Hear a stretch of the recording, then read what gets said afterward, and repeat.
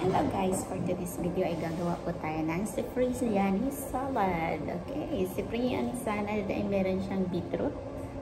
Ayan. Tapos meron siyang asparagus. Meron siyang basil. Sweet basil po yan. At saka meron po siyang ganito. Good cheese. Yan lang po. Napaka-easy but surely po. Ayan. Cut lang natin to ng palakihan. Ng strip. We cut strip the beetroot, guys. And like this. Yan.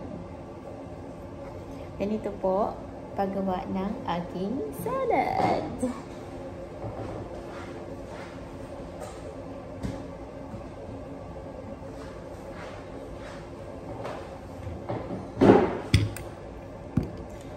So, next, kakat na naman tayo ulit kasi kailangan natin more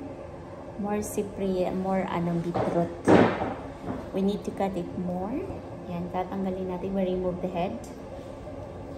And bingo. And bingo.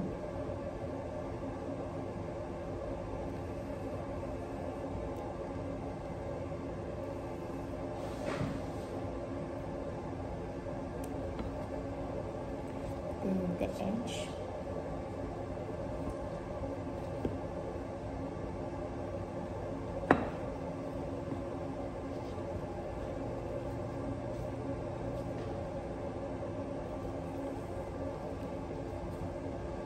So